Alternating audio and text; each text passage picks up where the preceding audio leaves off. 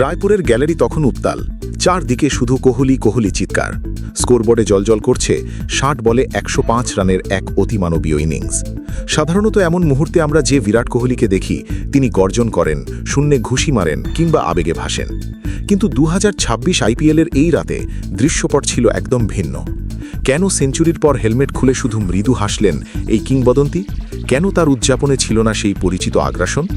আজ আমরা উন্মোচন করব ক্রিকেট ইতিহাসের এক অন্যরকম বিরাটের গল্প, যিনি ব্যক্তিগত রেকর্ডের চেয়ে দলের প্রয়োজনকে দিয়েছেন অন্য এক উচ্চতা। টানা ২টি ম্যাচে ০ রান করে প্যাভিলিয়নে ফেরার পর যখন কেউ দেওয়ালে পিঠ ঠেকে যাওয়া অবস্থা থেকে ফিরে আসেন, তখন উদযাপনটা হয় বাঁধভাঙা। কিন্তু কোহলি কেন নিজেকে সামলে রাখলেন? কেন তার এই মাইল্ড সেলিব্রেশন ড্রেসিং রুম থেকে শুরু করে ক্রিকেট বিশেষজ্ঞের কপালে চিন্তার ভাঁজ ফেলেছে? উত্তরটা লুকিয়ে আছে বিরাটের সেই একটি সাক্ষাৎকারে, যা বদলে দেবে আপনার দেখার দৃষ্টিভঙ্গি। শেষ পর্যন্ত সাথেই থাকুন। বৃষ্টিবিঘ্নিত রায়পুরের সেই সন্ধ্যা। কেকেআর প্রথমে ব্যাট করে আরসিবির সামনে ১৯৩ রানের একটি বড় লক্ষ্য ছুড়ে দেয়। বৃষ্টির কারণে কন্ডিশন ছিল যথেষ্ট চ্যালেঞ্জিং।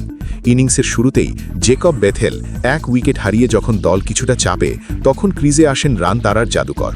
মাঠের চারদিকে তখন আর্দ্রতা, বল কিছুটা থেমে আসছিল, কিন্তু কোহলির চোখে মুখে ছিল এক অদ্ভুত একাগ্রতা।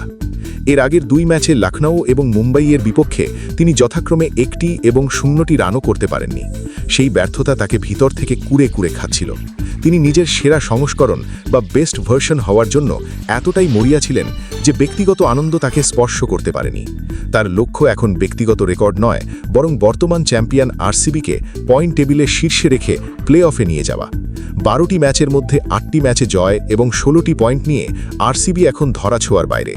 বিরাট কোহলির এই শান্ত উদযাপন প্রমাণ করে তিনি এখন আর শুধু একজন ক্রিকেটার নন, বরং একজন নেতা হিসেবে দলের ভবিষ্যৎ নিয়ে বেশি ভাবছেন। প্লাস ১.০৫৩ নেট রান রেট নিয়ে আরসিবি এখন কার্যত প্লে অফে। কিন্তু কোহলির লড়াই এখনও শেষ হয়নি। পাঞ্জাব কিংস এবং হায়দ্রাবাদের বিপক্ষে পরবর্তী ম্যাচগুলোতেও কি এই একই ক্ষিপ্রতা বজায় থাকবে?